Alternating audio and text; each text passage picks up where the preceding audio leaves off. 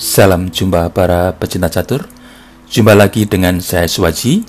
Kali ini akan kita ulas partai yang indah dari Wilhelm Stennis, juara dunia catur pertama yang juga dikenal sebagai penulis dan ahli teori catur yang berpengaruh.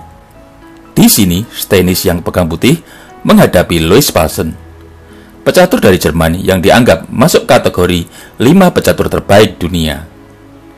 Pada permainan ini Stennis dengan pembukaan Vienna yang memang sering mengarah pada permainan tajam, dengan keberaniannya bermain api, unjuk atraksi dengan rajanya yang meliuk-liuk di hadapan lawan, sebelum akhirnya mengantongi kemenangan. Bagaimana gegap gempita dari pertarungan ini? Mari langsung saja kita simak di papan permainan yang terjadi pada tanggal 30 Juli 1870 ini.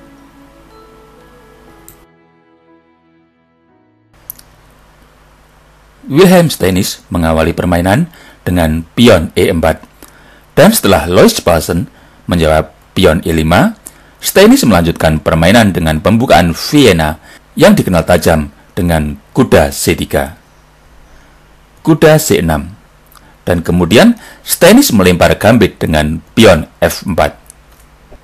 Dia pernah komentar terhadap posisi ini untuk menunjukkan bahwa akan ada keunggulan dalam gabungan penilaian terhadap semua faktor posisional dan juga keuntungan jangka panjang dan jangka pendek dalam arti luas. Pion pukul pion F4. Meskipun diagonal E1H4 lemah, putih membiarkannya untuk digarap hitam dan memilih bermain api dengan pion D4. Menteri H4 skak. Langkah wajar pengembangan menteri untuk menggarap diagonal lemah. Meskipun pengembangan menteri dalam taraf awal pembukaan tidak dianjurkan oleh teori, namun dalam hal ini bisa dipahami. Raja E2. Tentu ini bukan tipe permainan pemula. Seorang raja menggoda dan memancing lawan untuk menyerang. Tentu pada era itu, ini suatu yang di luar nalar dan teori. Karena perkembangan perwira putih terhalang raja, otomatis tentu hitam bagus. Tetapi Stennis memberi catatan bahwa faktor jangka panjang bisa mengalahkan ketidaknyamanan dalam jangka pendek. Perwira kecil putih akan mendapat tempi. Ingat, tempi ya, bukan tempo. Dengan cara menyerang menteri hitam. Kontrol yang lebih baik dari putih akan membantu dalam mengorganisir serangan ke depannya dan juga mencegah perkembangan buah-buah hitam secara harmonis. Namun, permainan gambit yang juga dijuluki gambit Stennis ini, di kemudian hari ternyata terbukti tidak terlalu berbahaya buat hitam, bila hitam bermain dengan tepat dan dinamis. Tidak mengherankan, bila lawan tidak siap dengan langkah opening yang jelek ini, maka tidak akan mampu menghadapi strategi revolusionernya Stennis. Dan setelah hitam melangkah pion D6, putih mengembangkan kudanya ke F3. Dengan tempo tekan menteri, dan hitam mengembangkan gajahnya ke G4 dengan tempo pin kuda. Gajah pukul pion F4. Setelah hitam rokade panjang, putih melakukan langkah nekat lagi dengan Raja E3. Tentu ini bukan tipe permainan pemula, membawa raja ke tengah papan dalam taraf pembukaan, dan tentu hanya layak dilakukan bagi mereka yang punya selera pemberani. Menteri H5. Gajah E2. Pada posisi ini, langkah pion G5 layak dipilih untuk menekan sayap raja dan pusat dengan tempo tekan gajah. Namun hitam mengalihkan menterinya ke sayap menteri dengan menteri A5. Pion A3 untuk memantau petak B4. Gajah pukul kuda F3, raja pukul gajah F3. Menteri H5 skak. Raja E3. Pasti para pecinta catur melihat ini kayak permainan sirkus. Raja yang meloncat ke sana kemari di tengah papan yang penuh risiko. Menteri H4. Pion B4. Strategi yang wajar dalam situasi raja yang pada sayap berlawanan, di mana ketika lawan menggempur sayap raja, pemain lainnya melancarkan counter attack atau balik menyerang di sayap menteri. Pion G5. Gajah G3. Menteri H6.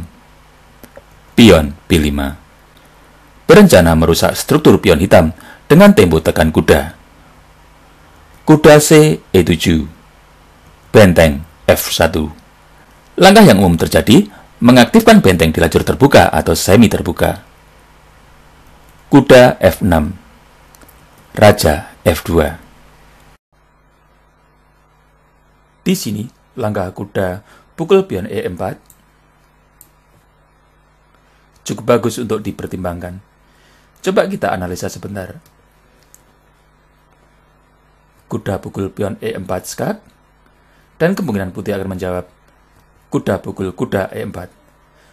Dan hitam bisa melanjutkan dengan pion F5. Tekan kuda dan ancaman maju selangkah. Untuk menjebak gajah hitam, tentu akan ada sedikit tekanan di sayap Raja Putih. Kembali. Namun dalam permainan ini, hitam melangkah. Kuda G6. Raja G1. Kuda F4. Tentu cukup bagus untuk menekan sayap Raja Putih. Namun dalam permainan aslinya, hitam melangkah Menteri G7 dengan maksud memperbaiki formasi pion dengan pion H6. Tapi terlihat langkah ini cukup pasif. Menteri D2, pion H6, pion A4, benteng G8, pion D6 untuk membongkar sayap menteri. Pion A pukul pion B6. Pada posisi ini, untuk mengontrol diagonal penting G4, C8, putih menukar benteng dengan kuda F6 untuk mengamankan petak G4. Menteri pukul benteng F6, gajah G4 skak, Raja B8, kuda D5. Penempatan kuda ke petak strategis menambah kontrol ruang sayap menteri dengan tempo tekan Menteri F6. Menteri G7, pion A5 untuk menggerogoti struktur pion di hadapan Raja Hitam. Pion F5, pion pukul pion B6. Putih membiarkan gajahnya diterkam pion hitam. Coba kita lihat yang terjadi jika pion hitam pukul gajah G4. Maka putih bisa melanjutkan dengan benteng A8 skak. Setelah Raja pukul benteng A8, Menteri A5 skak. Raja B8, pion pukul pion C7 skak. Garpuan terhadap benteng dan menteri. Menteri pukul pion C7, Menteri pukul Menteri C7 skak. Raja A7, Menteri pukul benteng D8. Tentu putih unggul. Dalam permainan aslinya, hitam melangkah. Pion pukul pion B6.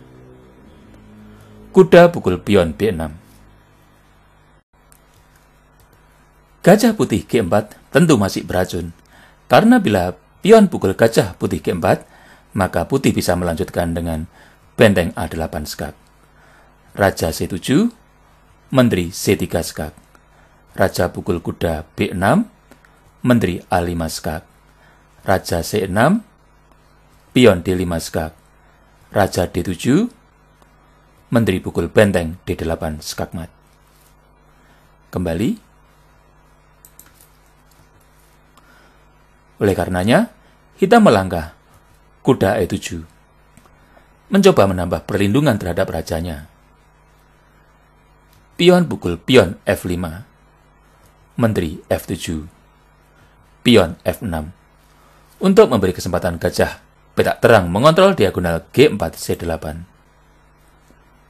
Kuda C6, pion C4. Mengosongkan baris 2 agar menteri bisa meluncur ke lajur A. Kuda A7, Menteri A2, kuda B5, kuda D5. Untuk mengontrol petak C7 agar ruang gerak Raja Hitam terbatas. Dan karena adanya potensi skakmat dengan menteri ke A8, Dengan terpaksa, hitam mengorbankan menterinya, tukar kuda D5. Akankah korban menteri hitam ini punya efek? Mari kita lihat permainan selanjutnya. Pion pukul menteri D5. Kuda pukul pion D4. Menteri A7 skak. Untuk mendorong Raja Hitam ke lajur C, sehingga benteng bisa menyerangnya. Raja C7. Benteng C1 skak. Dan setelah kuda C6, putih mengakhiri permainan dengan sebuah skakmat yang indah lewat benteng pukul kuda C6 skak. Demikianlah para pecinta catur.